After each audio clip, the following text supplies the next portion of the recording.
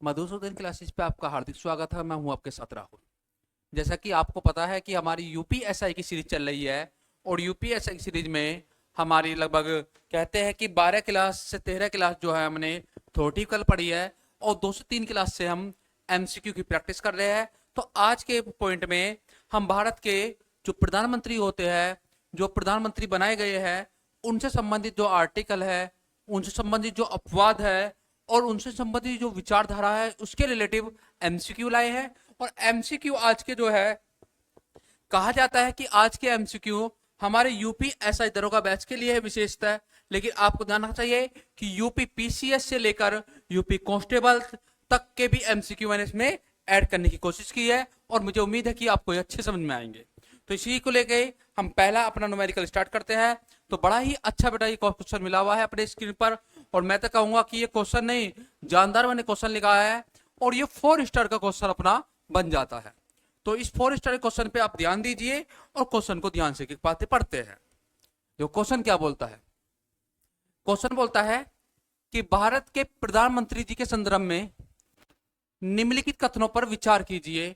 हमें पढ़ना है कि भारत के जो प्राइम मिनिस्टर होते हैं उनके बारे में कुछ कथन दिए गए हैं, उन कथनों पर हमें विचार करना है, उनको हमें पढ़ना है। तो कथन नंबर 1 बोलता है कि प्रधानमंत्री मंत्रिपरिषद का गठन करते हैं और राष्ट्रपति केवल औपचारिक रूप से मंत्रियों की नियुक्ति करते हैं। देखो हमारे संविधान में क्या है, हमारे देश में संसदीय प्रणाली अपनाई गई है और जिस देश में संसदीय प्रणाली होती है कहा जाता है कि उस देश में जो प्रधानमंत्री होते हैं वो ताकतवर होते हैं, वो वास्तविक होते हैं, उनके पास में वास्तविक शक्ति होती है प्रधानमंत्री के अंदर, जहां पे संसदीय शासन प्रणाली अपनाई गई है। तो हमारे यहाँ पे कहा गया है कि जो संसदीय शासन प्रणाली है उसमें जो पीएम है वो हमारे यहाँ पर वास्तविक शक्ति के धारक होते हैं। कहते हैं कि प्रधानमंत्री के अंदर वास्तविक शक्ति होती है, जबकि हमारे देश में जो राष्ट्रपति होते हैं ये राष्ट्रपति केवल कहते हैं कि नाम मात्र के प्रमुख होते हैं, अर्थात ये सारे काम मोस्टली प्रधानमंत्री की सिफारिश पर करते हैं, तो इन्हें नाम मात्र बोलते हैं। तो ऑप्शन 1 था कि प्रधानमंत्री मंत्रिपरिषद का गठन करते हैं और राष्ट्रपति केवल औपचारिक रूप से मंत्रियों को नियुक्त करता है। हाँ, राष्ट्रपति केवल यही है कि जिस व्यक्ति को प्रधानमंत्री मंत्री बनाने के लिए कहते हैं तो राष्ट्रपति उसी व्यक्ति को मंत्री बनाता है। तो ऑप्शन सही बन जाता है पहला कि प्रधानमंत्री मंत्रिपरिषद का गठन करते हैं और राष्ट्रपति केवल औपचारिक रूप से उनको शपथ दिलाता है। दूसरा है प्रधानमंत्री लोकसभा में सरकार के नेता होते हैं और नीतिगत निर्णयों के लिए उत्तरदायी होते हैं। देखो ध्यान रखा, हमारे देश में कहा जाता है कि जो प्रधानमंत्री का चुनाव होगा, पीएम का चुनाव, जो पीएम का चुनाव होता है वो लोकसभा सदस्य करते हैं। कौन करते हैं? लोकसभा सदस्य। इससे क्या मतलब समझना, देखो साफ बोला गया है। देखो हमारे देश में 2 कमीशन होता है, एक को लोकसभा बोलते हैं और एक को राज्यसभा बोलते हैं। जो लोकसभा है जिसे निम्न सदन बोलते हैं, जो उसके सदस्य होते हैं ना वही अपनी मर्जी से एक व्यक्ति को चुनकर प्रधानमंत्री बनाते हैं। तो प्रधानमंत्री का चुनाव लोकसभा सदस्य करते हैं। तो प्रधानमंत्री लोकसभा में सरकार का नेता होता है, बात क्लियर है, लोकसभा में सरकार का नेता है और निर्णयगत नीतिगत निर्णयों के लिए उत्तरदायी होता है, बात बिल्कुल सही बन जाती है। तीसरा है प्रधानमंत्री की सलाह राष्ट्रपति के लिए बाध्यकारी होती है। देखो ध्यान रखना, 42वां संविधान संशोधन और 44वें संविधान संशोधन में यह बात निश्चित कर दी गई है कि जो सलाह प्रधानमंत्री देंगे राष्ट्रपति उनकी सलाह के अनुरूप कार्य करेगा। तो मतलब है कि प्रधानमंत्री की सलाह राष्ट्रपति के लिए बाध्यकारी होती है, यह बात बिल्कुल सही है। यह 1942 से 42वें संविधान संशोधन और 44वें संविधान संशोधन द्वारा जोड़ा गया है। तो 1, 2 और 3 तीनों ऑप्शन सही है। तो आप बोल सकते हो कि सर ऑप्शन नंबर ए बिल्कुल सही है। कौन सा? डी, कि सभी कथन गलत नहीं है, केवल एक सही है, 2 कथन गलत है। केवल 2 सही और 3 सही है, 1 गलत है। 1, 2 और 3 सभी सही है। तो ऑप्शन नंबर सी इसका आंसर बन जाता है। तो अगला क्वेश्चन देखते हैं। आप क्वेश्चन देखिए, ध्यान से पढ़िए, पढ़ने का प्रयास करते हैं, फिर मैं आपको समझाऊंगा इस क्वेश्चन के बारे में।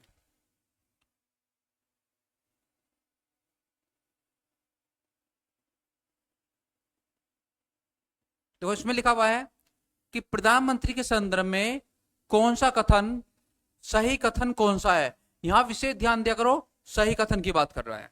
ये कह रहा है कि प्रधानमंत्री सीधे जनता द्वारा चुने जाते हैं और राष्ट्रपति केवल औपचारिक रूप से घोषणा करते हैं। देखो ये बात गलत है कि प्रधानमंत्री जो है ये जनता द्वारा चुने जाते हैं। नहीं, प्रधानमंत्री कभी भी जनता द्वारा नहीं चुने जाते।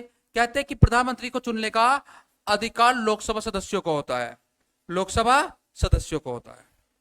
देखो भाई, ऐसा कोई व्यक्ति जो आज तक कभी चुनाव नहीं लड़ा और लोकसभा सदस्य ये चाहते हैं कि इस व्यक्ति को देश का प्रधानमंत्री बना दिया जाए, तो वह व्यक्ति प्रधानमंत्री बन सकता है। मतलब प्रधानमंत्री जनता के द्वारा नहीं, लोकसभा सदस्यों के द्वारा चुने जाते हैं। तो पहला ऑप्शन होगा गलत। और ये पूछा सही कौन सा है। दूसरा पढ़ते हैं, प्रधानमंत्री केवल राज्यसभा के सदस्य हो सकते हैं, लोकसभा के नहीं। देखो बेटा, प्रधानमंत्री बनने के लिए कोई व्यक्ति यदि पीएम बनता है तो कहते हैं कि चाहे वो राज्यसभा हो चाहे वो लोकसभा हो, वो दोनों में से किसी की भी सदस्य हो सकते हैं, कोई दिक्कत नहीं है। नरेंद्र मोदी जी प्रधानमंत्री है, लोकसभा सदस्य है, तो ऑप्शन नंबर बी भी गलत हो गया। ठीक पढ़ते हैं कि प्रधानमंत्री को हमेशा लोकसभा का बहुमत प्राप्त होना आवश्यक है, अन्यथा वह पद पर नहीं रह सकते। हाँ जी, जिसको लोकसभा सदस्य चाहेंगे वो व्यक्ति प्रधानमंत्री होगा। और जिस दिन लोकसभा सदस्यों ने बोल दिया कि इस व्यक्ति को हम नहीं चाहते प्रधानमंत्री हो, वो बिल्कुल नहीं होगा। तो option number C right answer है। कौन सा राइट है? Option number C. आगे लिखा कि प्रधानमंत्री का चयन सर्वोच्च न्यायालय द्वारा किया जाता है। बिल्कुल गलत। प्रधानमंत्री का चयन लोकसभा द्वारा किया जाता है, लोकसभा सदस्य द्वारा किया जाता है। तो पढ़ते हैं क्वेश्चन नंबर 3, देखते हैं, बड़े ध्यान से बताइए मुझे क्वेश्चन नंबर 3 को, कि प्रधानमंत्री का वेतन किस प्रकार से निर्धारित होता है। भाई हमारे देश के जो पीएम है, जैसे अभी प्रेजेंट टाइम की पीएम है नरेंद्र दामोदर मोदी जी, नरेंद्र दामोदर दास मोदी जी। क्या नाम बताया था? नरेंद्र दामोदर दास मोदी जी हमारे देश के पीएम है, प्राइम मिनिस्टर है। तो बोले कि इनका जो वेतन मिलती है, जो सैलरी मिलती है, उस वेतन का किस प्रकार से निर्धारण होगा। देखते हैं। देखो, राष्ट्रपति अपनी इच्छा से प्रधानमंत्री का वेतन निर्धारित करता है।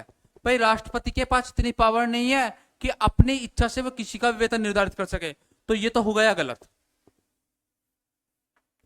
संसद कानून बनाकर प्रधानमंत्री का वेतन और भत्ते निर्धारित करती है, और वो भारत की समेकित निधि, समेकित में संचित निधि से दिए जाते हैं। तो बात बिल्कुल सही है। कहते हैं कि देश में मैक्सिमम नेताओं का, चाहे प्रधानमंत्री हो, लोकसभा सदस्य हो, राज्यसभा सदस्य हो, राष्ट्रपति हो, उपराष्ट्रपति हो, निर्वाचन आयोग का अध्यक्ष हो, सबका वेतन बनाने की जिम्मेवारी संसद को दी गई है। तो संसद ही प्रधानमंत्री का वेतन और भत्ते निर्धारित करती है, और भारत की समेकित निधि से वो दिए जाते हैं, समेकित निधि से। अगला क्वेश्चन है कि प्रधानमंत्री स्वयं अपना वेतन बनाते हैं। गलत बात है भाई। अभी तो मोदी जी कहेंगे कि मेरा वेतन 10 करोड़ रुपए, ऐसा नहीं है। प्रधानमंत्री का वेतन राज्यसभा की विशेष समिति तय करती है? नहीं, केवल संसद तय करती है।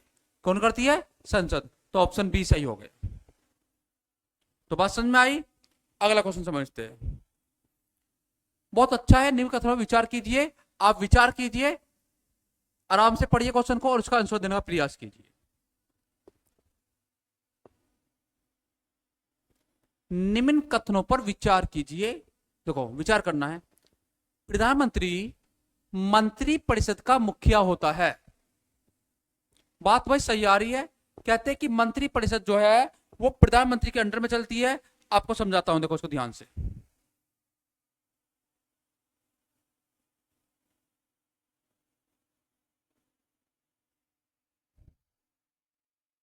देखो इसमें लिखा क्या है, आपको समझना कि हमारे देश में एक मंत्री परिषद होती है, और जो मंत्री परिषद होती है, जो इसका मुखिया होता है, जो इसका प्रमुख होता है, उस व्यक्ति को बोलते हैं प्रधानमंत्री। क्या बोलते हैं? प्रधानमंत्री। तो ये क्वेश्चन यही था कि प्रधानमंत्री मंत्रिपरिषद का मुखिया होता है, बिल्कुल होता है, और उसके सभी निर्णयों का अंतिम अनुमोदक करता है। भाई अंतिम रूप से प्रधानमंत्री ही सब चीज करता है, बिल्कुल सही बात है, ऑप्शन ए सही हो गया। अच्छा स्टेटमेंट है, प्रधानमंत्री संसद के दोनों सदनों में से सरकार का प्रतिनिधित्व करता है। कहते हैं कि प्रधानमंत्री एक ऐसा व्यक्ति होता है जिसे बोलते हैं पीएम, कि भाई वो लोकसभा में भी जा सकते हैं और राज्यसभा में भी, अगर वो किसी के मेंबर भी नहीं है तब भी जा सकते हैं। कोई ऐसा व्यक्ति जो ना लोकसभा का मेंबर है और ना राज्यसभा का, वो कहीं पर भी मीटिंग ले सकते हैं, जो पीएम है। लेकिन बड़ी बात है कि ऐसा पीएम 6 मंथ के लिए बना जा सकते हैं। 6 मंथ के अंदर या तो इन्हें राज्यसभा का या लोकसभा का किसी एक का मेंबर बनना पड़ेगा, और जब ये मेंबर बनेंगे तो दोनों सदनों में तब भी जा सकते हैं। तो प्रधानमंत्री संसद के दोनों सदनों में सरकार का प्रतिनिधित्व करते हैं, बिल्कुल सही बात है। आगे है, प्रधानमंत्री प्रधानमंत्री लोकसभा और राज्यसभा दोनों के सदस्य हो सकते हैं। कहते हैं कि प्रधानमंत्री लोकसभा राज्यसभा किसी का भी मेंबर हो सकते हैं, कोई दिक्कत नहीं है। तो 1 2 3 तीनों सही है, तो ऑप्शन नंबर सी सही हो गया। 1 2 और 3 तीनों सही है। अगला क्वेश्चन देखते हैं, क्वेश्चन नंबर 5। बताइए ध्यान से। अच्छा क्वेश्चन है, स्टेटमेंट के संबंधित है। आप यदि इसको करते हैं तो यूपी कांस्टेबल में आपका एक भी क्वेश्चन गलत नहीं होने वाला, और यूपीएससी का तो मतलब ही नहीं है कि इससे ज्यादा बाहर निकल जाए। देखो, प्रधानमंत्री की जिम्मेदारी के बारे में कौन सा कथन सही है? मैं सही पे फोकस रखता हूं, आप इस पे देखिए। देखो, प्रधानमंत्री व्यक्तिगत पर्सनली रूप से संसद के प्रति उत्तरदायी होता है, और मंत्रिपरिषद की कोई जिम्मेवारी नहीं होती। भाई लोकसभा जो होता है, लोकसभा कहते हैं कि लोकसभा का जो चुनाव होता है ये करते हैं प्रधानमंत्री का चुनाव, और प्रधानमंत्री बनाता है मंत्रिपरिषद को। तो कहा जाता है कि ये सारे के सारे मिलकर जो जवाबदेही करेंगे ना, ये सभी लोकसभा के प्रति जवाबदेह होंगे। किसके प्रति? लोकसभा के। तो प्रधानमंत्री व्यक्तिगत रूप से संसद के प्रति उत्तरदायी होगा, व्यक्तिगत नहीं होगा बेटा, सामूहिक रूप से होगा। तो एक गलत हो गया। प्रधानमंत्री और मंत्रिपरिषद सामूहिक रूप से लोकसभा के प्रति उत्तरदायी होंगे, बिल्कुल सही बात है, सामूहिक रूप से होते हैं। प्रधानमंत्री मंत्रिपरिषद दोनों की जिम्मेवारी है कि लोकसभा को शांत रखो। जिस दिन लोकसभा को गुस्सा आ गया उस दिन प्रधानमंत्री को उसके पद से हटा दिया जा सकता है। उस दिन प्रधानमंत्री को उसके पद से हटा दिया जा सकता है। आगे पढ़ते तीसरा, कि प्रधानमंत्री केवल राष्ट्रपति के प्रति उत्तरदायी होते हैं, संसद के नहीं। गलत बात है, बस संसद तो सबसे बड़ी है। प्रधानमंत्री केवल नीति आयोग के प्रति उत्तरदायी होते हैं। पर नीति आयोग का क्या मतलब है? ये तो बनाए पीएम ने है। कब बना नीति आयोग? मुझे बताइए एक क्वेश्चन, की नीति आयोग कब बना है? बताइए कि नीति आयोग का निर्माण कब किया गया है। तो पहले देखो नीति आयोग के बारे में बता देता हूं तुम्हें छोटी सी जानकारी। जो वर्तमान में नीति आयोग है, इसे प्राचीन समय में योजना आयोग बोलते थे। योजना आयोग, इसका नाम मोदी जी ने चेंज कर दिया नीति आयोग। नीति की फुल फॉर्म होती है national institution for transforming India. कहते हैं कि नीति आयोग जो बना था ये मोदी जी ने बनाया था 1 जनवरी 2015 को, जबकि जो योजना आयोग बना था ये बना था 15 मार्च 1950 को। ठीक है, इसके पहले जो अध्यक्ष थे वो पीटी नेहरू जी थे, और इसके प्रथम जो उपाध्यक्ष थे उनका नाम गुलजारीलाल नंदा था।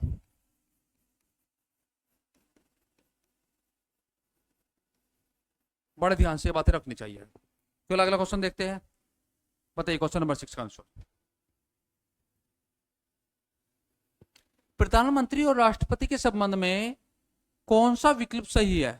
के संबंध में सही विकल्प कौन सा है उसका चयन करना है। पढ़ते पहला विकल्प, कि राष्ट्रपति सभी निर्णय स्वतंत्र रूप से लेते हैं। भैया साफ साफ बोला गया है आर्टिकल 74 में, कॉन्स्टिट्यूशन में लिखा हुआ है कि राष्ट्रपति जितने भी काम करेंगे अपने अधिकारियों की समर्थन से करेंगे, मतलब मंत्री परिषद से पूछे करेंगे। तो स्वतंत्र तो बिल्कुल नहीं है, तो इसको तो मैं ही छोड़ देता हूं, ये तो होगा गलत। राष्ट्रपति प्रधानमंत्री की सलाह पर मंत्रियों की नियुक्ति और परित्याग करते हैं, तो संसद को भंग करने की कार्रवाई करते हैं। हाँ भैया, राष्ट्रपति प्रधानमंत्री की सलाह पर करते हैं। जब तक सलाह नहीं मिलेगी बेचारे कुछ नहीं करेंगे, तो ऑप्शन बी सही हो गया। आगे देखते हैं कोई और सही तो नहीं है कि प्रधानमंत्री राष्ट्रपति के अधीन कार्य करते हैं। नहीं भैया, प्रधानमंत्री राष्ट्रपति के अधीन कार्य नहीं करते। प्रधानमंत्री लोकसभा के प्रतिनिधित्वदायी होते हैं। राष्ट्रपति और प्रधानमंत्री दोनों संयुक्त रूप से निर्णय लेते हैं। नहीं भैया, प्रधानमंत्री निर्णय लेते हैं, राष्ट्रपति को बताते हैं, राष्ट्रपति उसके अनुरूप कार्य करते हैं। तो ऑप्शन बी केवल सही था। आगे बताइए क्वेश्चन नंबर 7 का आंसर बताइए। बहुत अच्छा क्वेश्चन है, बताने का प्रयास किए 7 का। निम्न कथनों पर विचार कीजिए कि प्रधानमंत्री नीति आयोग के प्रधान अध्यक्ष होते हैं। जो नीति आयोग बना है, पहला क्वेश्चन तो यह है कि यह नीति आयोग बना कब है? 1 जनवरी 2015 को नीति आयोग बना है। फुल फॉर्म मैंने आपको बताई थी, national institute for transforming India. और जो इसके अध्यक्ष होते हैं, उस अध्यक्ष को जो कहते हैं कि वो होते पीएम, तो नरेंद्र मोदी इसके प्रथम अध्यक्ष थे। तो बात सही है भाई, कथन बिल्कुल सही है। कथन नंबर 2 पढ़ते हैं कि प्रधानमंत्री राष्ट्रीय आपदा प्रबंधन प्राधिकरण के पदेन अध्यक्ष होते हैं। भैया प्रधानमंत्री जो है, चाहे राष्ट्रीय आपदा प्रबंधन हो, चाहे परमाणु शक्ति हो, चाहे लोक उपक्रम विभाग हो, इन सब के प्रमुख होते हैं। तो ये बात भी सही है। आगे लिखा हुआ है कि प्रधानमंत्री राष्ट्रीय सुरक्षा परिषद के अध्यक्ष भी होते हैं भैया। हाँ भैया, ये भी होते हैं। तो सही है, 1, 2 और 3 तीनों ही सही है। तो ध्यान रखना होगा आपको। अगला क्वेश्चन पढ़ते हैं, क्वेश्चन नंबर 8 बताइए बड़े ध्यान से, कि प्रधानमंत्री के परित्याग पर क्या होता है। यदि प्रधानमंत्री ने अपना पत्र त्याग दिया, अपना पद त्याग दिया, इस्तीफा दे दिया, तो क्या होगा? यदि मोदी जी आज इस्तीफा दे देते हैं तो क्या होगा, उस बारे में विचार कर रहे हैं। तो विचार पढ़ते हैं। पहला ऑप्शन क्या बोलता है? केवल प्रधानमंत्री का पद रिक्त होगा, मंत्री परिषद अपना कार्य करती रहेगी। बिल्कुल गलत। यदि मोदी जी नहीं तो समझ लेना आप कि लोकसभा में कोई भी मंत्री नहीं, लोकसभा के मंत्रिपरिषद रिजेक्ट हो जाएगा तुरंत। प्रधानमंत्री के परित्याग देने पर पूरी मंत्रिपरिषद स्वयं भंग हो जाती है और राष्ट्रपति नई सरकार बनने की प्रक्रिया शुरू करते हैं। बिल्कुल सही बात है भाई।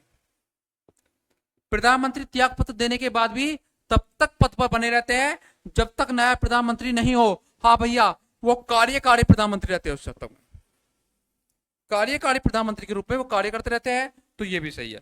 तो बी और सी सही है, तो ऑप्शन डी सही है। डी में क्या है? बी और सी दोनों सही है। तो क्वेश्चन नंबर 9 पढ़ते हैं, बड़े ध्यान से आंसर बताइए। 9 देखते हैं, पढ़िए कि भारत में प्रधानमंत्री को हटाने का एकमात्र संवैधानिक तरीका क्या है। भाई प्रधानमंत्री को हटाना संवैधानिक तरीके से।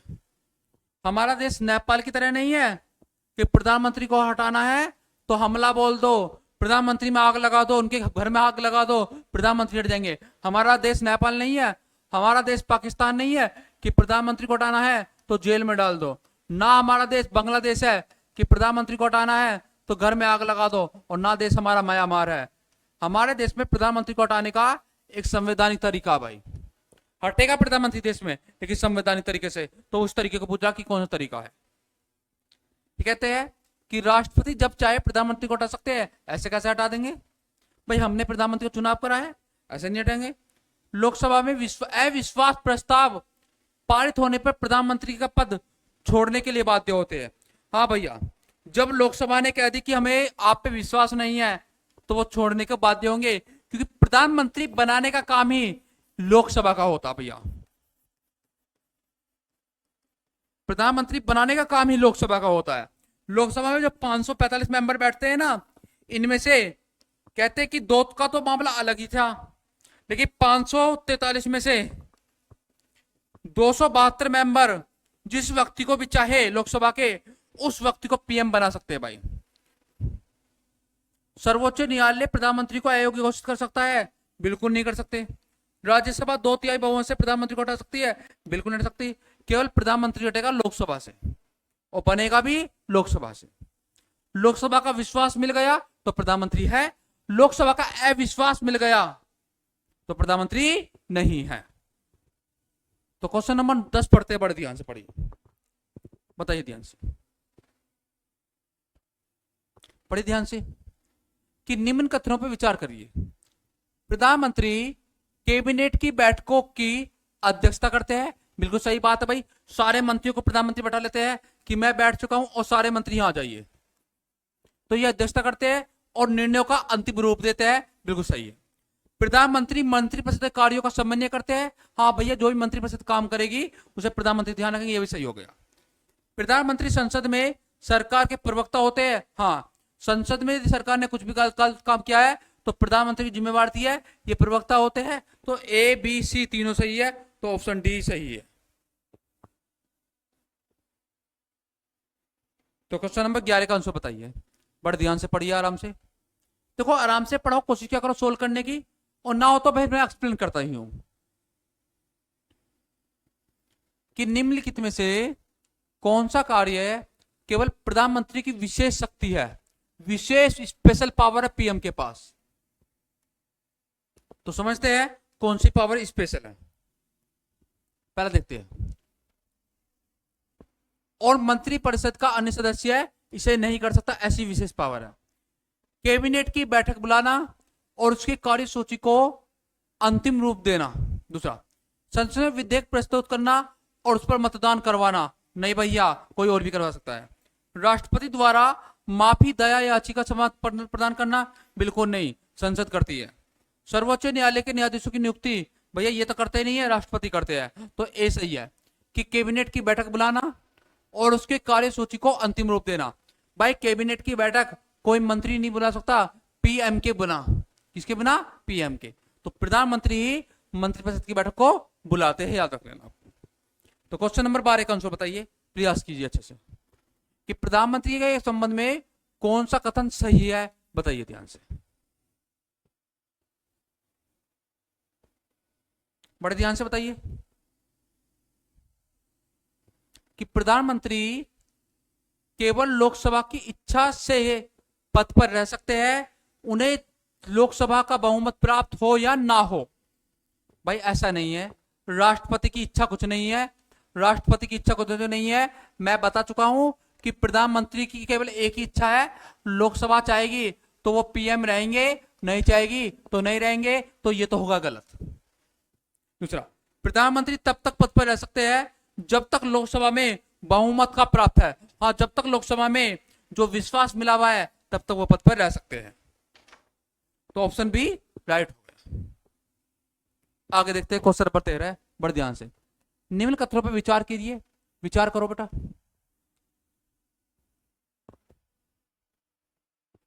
मेरे देशवासियों, भाइयों, हिंदुस्तानियों, बताइए पहले क्वेश्चन कि प्रधानमंत्री रक्षा मंत्री की नियुक्ति में राष्ट्रपति की सलाह लेते हैं? नहीं भैया, प्रधानमंत्री खुद कहेंगे कि इसको रक्षा मंत्री बना दो, इसको कपड़ा मंत्री बना दो, वो किसी की सलाह नहीं लेते। तो ये तो हो गया गलत। प्रधानमंत्री मंत्रिपरिषद के गठन में पूर्ण स्वतंत्र है? बिल्कुल सही बात है भाई, उनकी मर्जी जिसको मंत्री बनवाए। राष्ट्रपति प्रधानमंत्री की सलाह के बिना किसी मंत्री को नियुक्त नहीं कर सकता? बिल्कुल नहीं कर सकता, ये बात भी सही है। राष्ट्रपति जब तक पीएम नहीं कहेंगे ना तब तक कोई मंत्री नहीं बनता। तो 2 और 3 सही है, तो ऑप्शन बी सही है, केवल 2 और 3 सही है। तो क्वेश्चन नंबर 14 बताइए बड़े ध्यान से। भारत के प्रधानमंत्री को लेकर निम्न में से कौन सा कथन असत्य है? देखो ध्यान दो, यहां पर क्या पूछ रहा है, ये गलत पूछ रहा है, गलत। पढ़ते हैं पहले क्वेश्चन कि प्रधानमंत्री राष्ट्रीय विकास परिषद जिसे बोलते हैं नेशनल डेवलपमेंट काउंसिल मतलब एनडीसी के अध्यक्ष होते हैं। तो आप कहोगे बिल्कुल होते भैया, 6 अगस्त 1952 को बनी थी ये। और राष्ट्रपति जो है इसके प्रमुख होते हैं, बिल्कुल सही बात है। प्रधानमंत्री संसद के दोनों सदनों का नेता होता है? नहीं भैया, लोकसभा का नेता अलग होगा, राज्यसभा का नेता अलग होंगे, तो दोनों सदनों के नेता नहीं होते। प्रधानमंत्री कैबिनेट सचिवालय पर नियंत्रण रखते हैं, बिल्कुल सही बात है। प्रधानमंत्री विदेश नीति के संचालन में भूमिका निभाते, सही बात है। तो इसका कौन सा ऑप्शन सही हो गया? तो क्या हो गया आपकी बी गलत है, तो बी गलत है, तो बी भर देना, आप बी फिल कर देना। कौन सा हो गया? बी हो गया। तो क्वेश्चन नंबर 15 देखते हैं और बताइए इसका आंसर बड़े ध्यान से।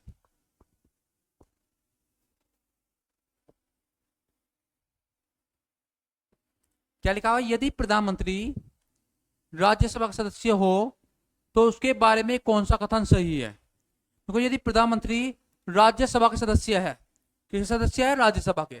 भाई ऐसा को पहले प्राइम मिनिस्टर का बताओ, प्रथम प्राइम मिनिस्टर जो राज्यसभा के मेंबर थे प्रधानमंत्री समय, तो वो थे नहीं थी, समझ गए आप? इंदिरा गांधी जी।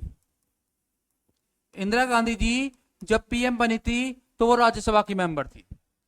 इसी प्रकार से जब मनमोहन सिंह जी पीएम बने थे तब भी वो राज्यसभा के मेंबर थे। तो कह रहा कि यदि प्रधानमंत्री राज्यसभा सदस्य हो तो कौन सा कथन सही है? पहला, वह लोकसभा में प्रश्नों का उत्तर नहीं दे सकते और ना ही भाग ले सकते। भाई गलत है। भाई वो लोकसभा में उत्तर दे सकते हैं प्रश्नों का, वो प्रधानमंत्री है, हमेशा उत्तर देंगे, कहीं पर भी देंगे, लोकसभा हो चाहे राज्यसभा हो। वह केवल राज्यसभा के कार्यों में भाग ले सकते हैं और लोकसभा में नहीं जा सकते। गलत बात है भाई। पीएम है, पीएम तो चाहे राज्यसभा में जाए, चाहे लोकसभा में जाए, चाहे मेंबर कहीं के भी हो, वह लोकसभा में प्रवेश कर सकते हैं, प्रश्नों का उत्तर दे सकते हैं, परंतु वहां मतदान नहीं कर सकते। बिल्कुल सही बात है भाई, क्योंकि वो राज्यसभा के मेंबर है तो राज्यसभा में वोटिंग करेंगे, लेकिन लोकसभा में प्रवेश कर सकते हैं, वहां उत्तर भी दे सकते हैं, लेकिन मतदान नहीं करेंगे। तो ऑप्शन सी आ गया। तो आगे पढ़ते हैं, क्वेश्चन नंबर 16 का आंसर बताइए कि प्रधानमंत्री के पद के संबंध में कौन सा कथन सही है? सही कथन बताना है। ये लिख रहा कि प्रधानमंत्री संवैधानिक रूप से भारत का वास्तविक कार्यपालिका प्रमुख होता है। बिल्कुल सही बात है भाई। संवैधानिक रूप से नहीं, संवैधानिक रूप से वास्तविक प्रमुख है। प्रधानमंत्री केवल राष्ट्रपति का परामर्श होता है? नहीं भैया। प्रधानमंत्री एक प्रतीकात्मक है, ये तो वास्तविक है। प्रधानमंत्री का कोई उल्लेख संविधान में नहीं है, आर्टिकल 75 में उल्लेख है। कैसे उल्लेख नहीं है? तो ए ऑप्शन सही हो गया। तो यदि कोई पूछे कि प्रधानमंत्री का पद जो है संविधान के किस आर्टिकल में है? 75 में है। आगे बताइए, क्वेश्चन नंबर 17 का आंसर बताइए, बड़े ध्यान से पढ़िए और आंसर बताने प्रयास कीजिए।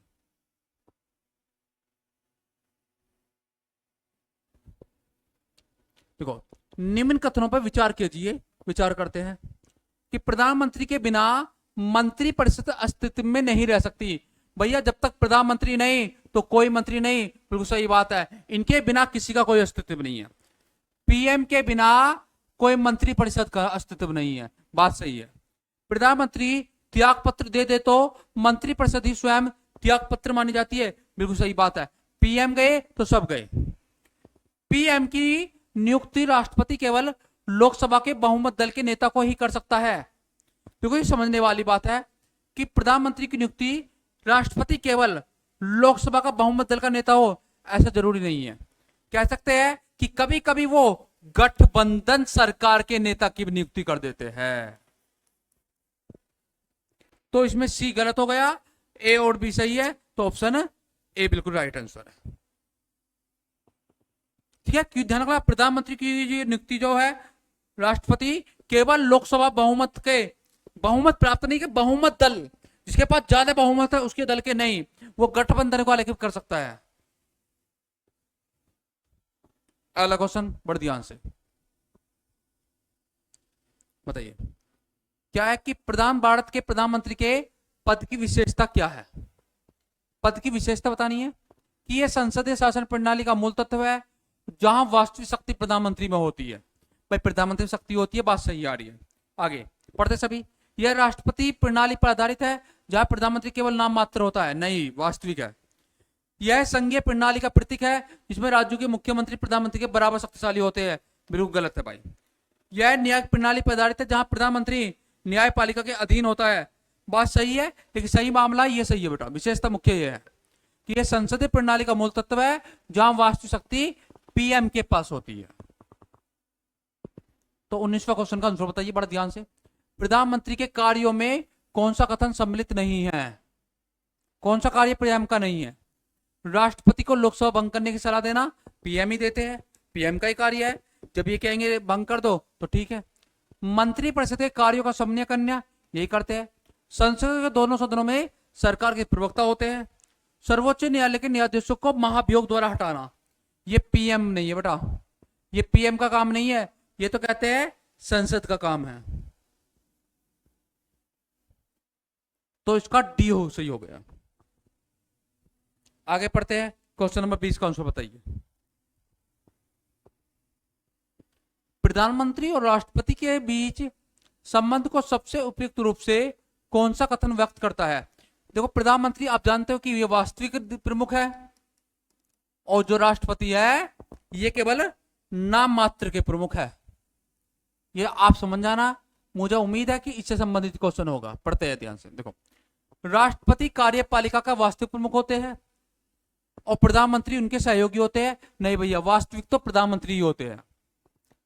राष्ट्रपति संवैधानिक प्रमुख होते हैं परंतु वास्तविक कार्यपालक शक्ति प्रधानमंत्री में होती है, बिल्कुल सही बात है। राष्ट्रपति और प्रधानमंत्री संयुक्त रूप से संयुक्त नहीं है भैया।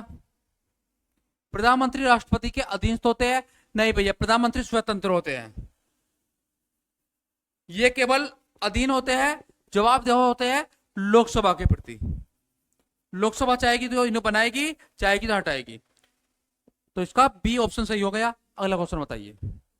तो क्या क्वेश्चन पूछा गया कि भारत के प्रधानमंत्री के पद का आधार किस संविधान अनुच्छेद में है? कि देश में एक प्राइम मिनिस्टर होंगे, ये कौन से आर्टिकल में लिखा हुआ है बताइए। देखो मैं कहूं कि आर्टिकल, जैसे मैं बताता हूं 74 में लिखा हुआ बेटा कि एक मंत्री परिषद होगी जिनके अनुसार राष्ट्रपति कार्य करेंगे। 75 में लिखा हुआ कि एक पीएम होंगे। 52 में लिखा हुआ कि एक राष्ट्रपति होंगे। 53 में भी राष्ट्रपति संबंधित है कि वह प्रमुख होंगे। 63 उपराष्ट्रपति से है, जो 63 और 64। 69 में लिखा हुआ है कि देश में एक संसद होगी। 80 में लिखा हुआ है कि देश में एक लोकसभा होगी। तो ये कह रहे हैं कि प्रधानमंत्री के लिए कि प्रधानमंत्री होगा, मंत्रिपरिषद का प्रमुख होगा संवैधानिक रूप से, तो सही ऑप्शन ए बन जाता है इसका। आगे देखते हैं, ध्यान से बताइए। निम्नलिखित में कौन सा कथन सही है? सही कथन चुनाव करना है। प्रधानमंत्री को संसद का सदस्य होना आवश्यक है, नहीं भैया। जैसे मैं हूं, यदि मैं सपोज करो असम सदस्य नहीं हूं और लोकसभा कहे कि राहुल सर आपको क्या होना है, पीएम बनना है, क्या मैं पीएम बन सकता हूं? यदि लोकसभा कहे संसद का मेंबर नहीं हूं, भाई बन सकता हूं। 6 महीने तक मैं सदस्य रह सकता हूं यदि मैं किसी का मेंबर नहीं हूं, तो ये तो गलत है, आवश्यक नहीं है भैया। दूसरा, प्रधानमंत्री को केवल लोकसभा सदस्य होना चाहिए, राज्यसभा का नहीं भैया, किसी का भी हो सकता है, ये भी गलत हो गया। प्रधानमंत्री संसद का सदस्य नहीं भी हो तो भी राष्ट्रपति उसे नियुक्त कर सकता है, वह कार्यकाल पूरा कर सकता है। भैया कार्यकाल पूरा नहीं करेगा, कार्यकाल पूरा नहीं करेगा, केवल 6 महीने तक रह सकता है। प्रधानमंत्री का चयन केवल न्यायपालिका की देखरेख में होता, गलत बात है भाई। ये सही है कि प्रधानमंत्री को संसद सदस्य होना आवश्यक है, अगर नहीं है तो 6 महीने के अंदर बन जाना चाहिए। बताइए क्वेश्चन नंबर 23 का आंसर। निम्नलिखित कथनों पर विचार कीजिए। विचार करते हैं कि प्रधानमंत्री, राष्ट्रपति और मंत्रिपरिषद के बीच में एक बीच की कड़ी का काम करता है। कहते हैं कि जो भी मंत्रिपरिषद कोई भी निर्णय लेती है, और इधर होता है बेटा राष्ट्रपति, तो इनके बीच में पीएम होता है। जो राष्ट्रपति कहेगा ये पीएम इनको बताएगा, और जो मंत्रिपरिषद है वो पीएम इनको बताएगा। तो ये बीच की कड़ी है, बिल्कुल सही बात है।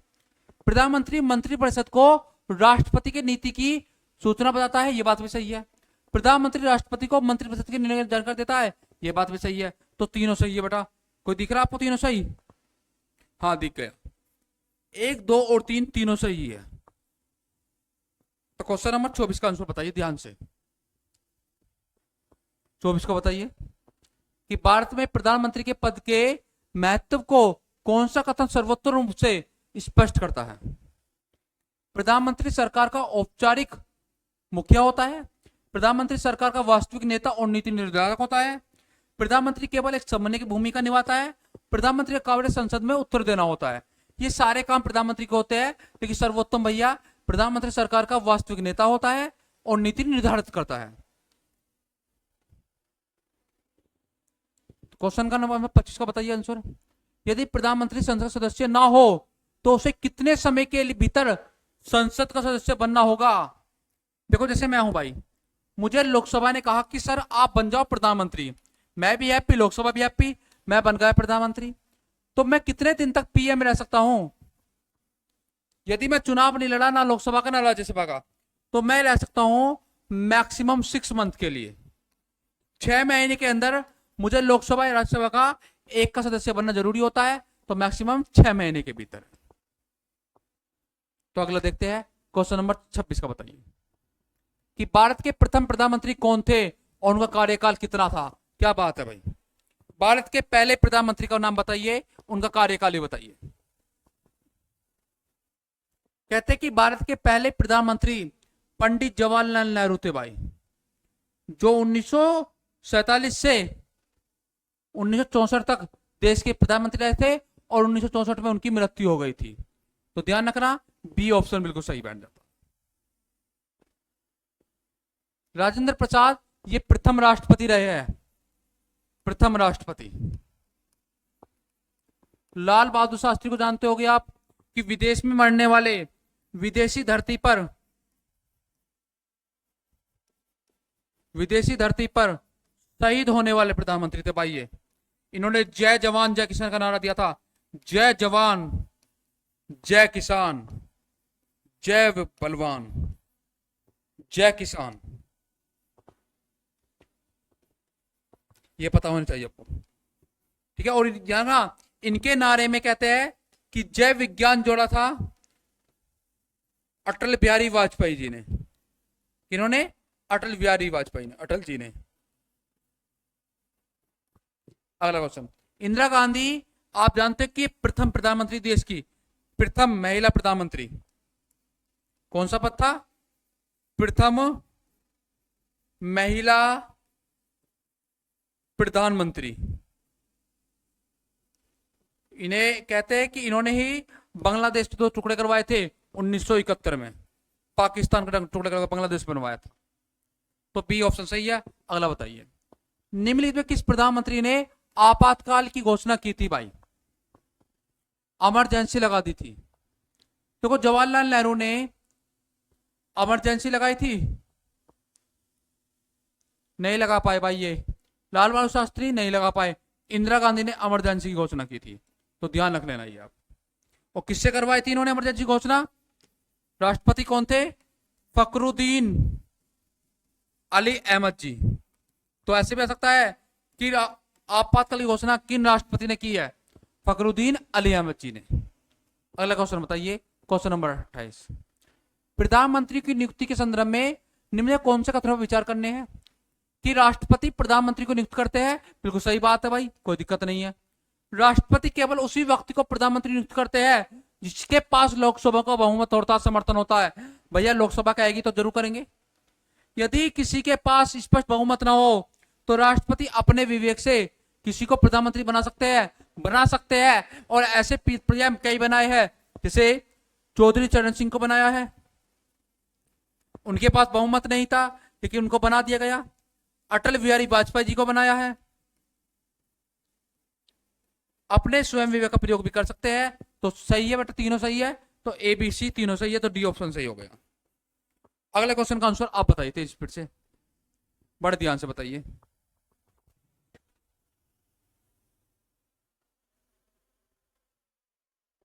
बताइए ध्यान से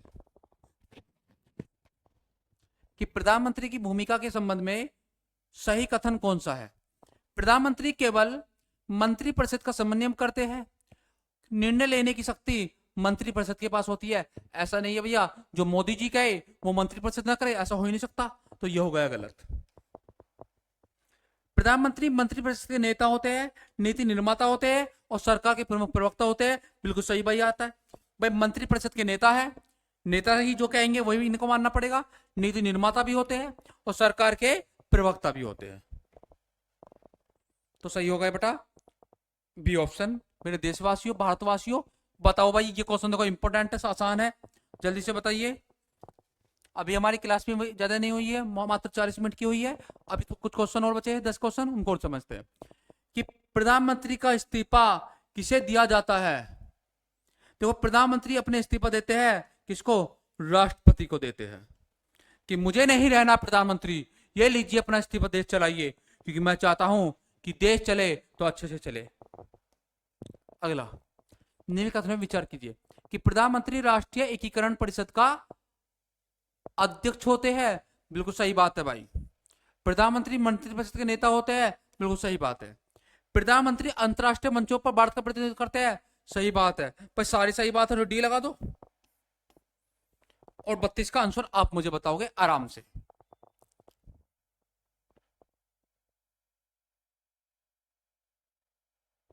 भारत में प्रधानमंत्री को हटाने के लिए कौन सी प्रक्रिया अपनाई जाती है। राष्ट्रपति प्रधानमंत्री को सीधे पद से हटा देते हैं, नहीं हटा सकते। लोकसभा में अविश्वास प्रस्ताव पास किया जाएगा। भाई यदि कैसी लोकसभा ने कह दिया ना कि विश्वास नहीं है तो पीएम तो गए, लोकसभा ही पीएम बनाती है, लोकसभा पीएम को हटा सकती है। तो और क्वेश्चन पढ़ने की जरूरत ही नहीं है। भारत के किस प्रधानमंत्री ने हरित क्रांति की नींव रखी थी। जानते होगे आप कि 1966-67 में हमारे देश में हरित क्रांति लाए थे। कहते कि विश्व में जो हरित क्रांति लाए थे, विश्व में हरित क्रांति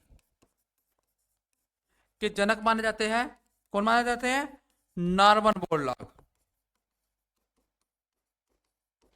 और भारत में कौन है, भारत में हरित क्रांति के जनक, उनका नाम है एम.एस. स्वामीनाथन जी।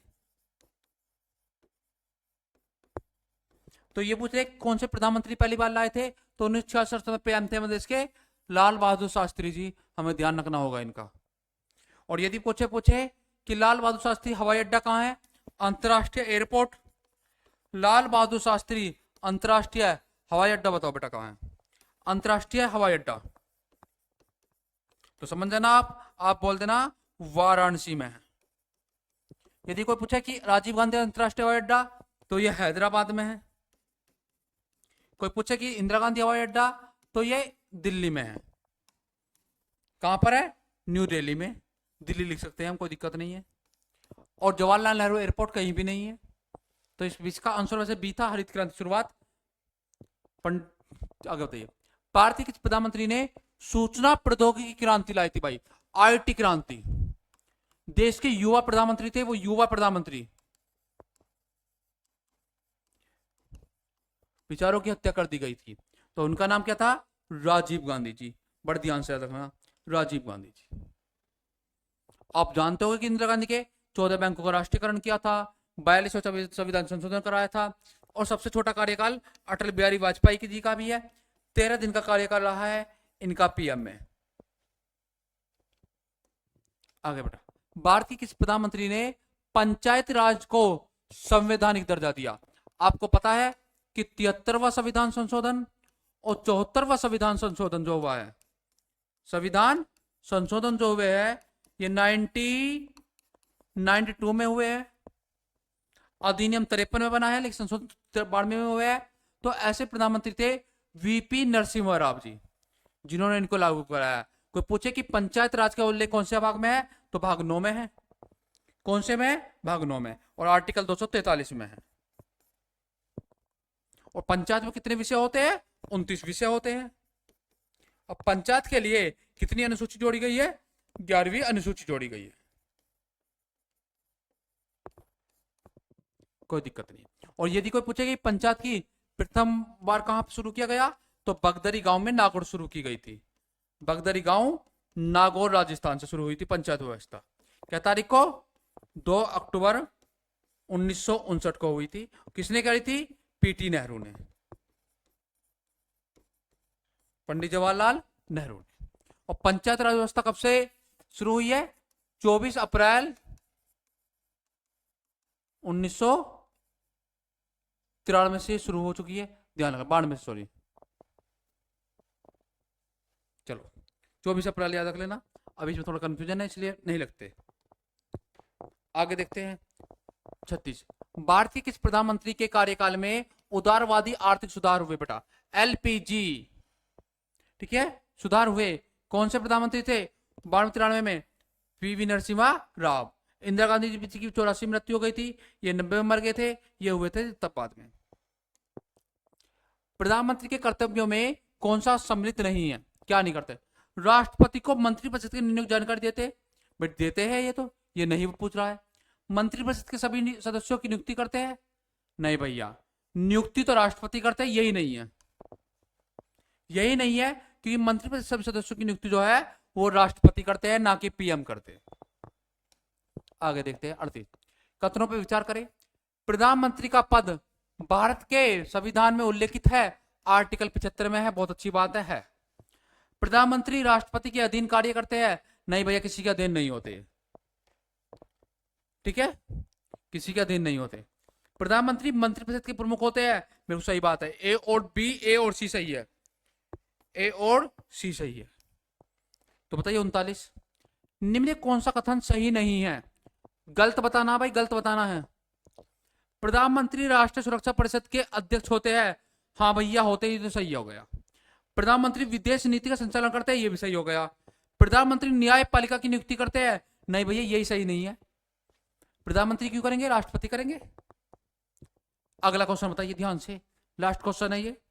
बताइए कि प्रधानमंत्री के महत्व को किस प्रकार परिभाषित किया जा सकता है? भाई पीएम बहुत महत्वपूर्ण व्यक्ति होते हैं, समझना। हम पीएम बन गए तो बल्ले बल्ले है फिर। तो सुना, लड़ो तो लड़ो ऐसे जैसे पीएम बनने के लिए लड़ो। बताइए, प्रधानमंत्री एक मिथ्या पद है जिसका कोई वास्तविक कार्य नहीं है। गलत भाई, मोदी जी के बहुत सारे काम है। प्रधानमंत्री संसद शासन प्रणाली का केंद्रीय स्तंभ है और वास्तविक शक्ति का केंद्र है। प्रधानमंत्री केवल मंत्रिपरिषद के औपचारिक प्रमुख है और वास्तविक शक्ति राष्ट्रपति के पास है, ये तो आप गलती हो गई। प्रधानमंत्री की भूमिका केवल संसद में है, सरकार की प्रवक्ता की होती है। गलत है भाई, संसदीय शासन प्रणाली के स्तंभ है भाई हमारे प्रधानमंत्री जी, तो ध्यान रख लेना आप, ठीक है। तो आज की क्लास आपको कैसी लगी? और ध्यान से इसी प्रकार पढ़ते रहिए, और कल को हम समझते हैं भारतीय संसद के बारे में। तो मैं कोशिश करूंगा कि तेज स्पीड से आप जुड़ जाइए इस क्लास के साथ में, और रेगुलर क्लास लीजिए। हर एक टॉपिक को मैंने कवर कराया है। यूपीएसआई में आपको पेड में भी इतना अच्छा कंटेंट नहीं मिलेगा जितना अच्छा कंटेंट मैं आपको फ्री में दे रहा हूं। सिर्फ किस लिए कि चैनल हमारा छोटा है, और हम छोटे चैनल पे पूरी मेहनत के साथ जुड़ते आते हैं। तो आप छोटे चैनल का यूज उठाइए, फायदा उठाइए, फ्री कंटेंट का फायदा उठाइए। आपको ऐसा कंटेंट फ्री पैड में भी नहीं मिलने वाला। ऐसे क्वेश्चन आपको पता है कि ये क्वेश्चन जो है नॉर्मली टीचर नहीं करवा पाते, ठीक है। तो मैं आपको कोशिश करवा रहा हूं कि आपका यूपीएससी में सिलेक्शन अच्छा से हो जाए। ये जो क्वेश्चन है यूपीपीसीएस लेवल तक के क्वेश्चन आते हैं। तो धन्यवाद, जय हिंद, जय भारत।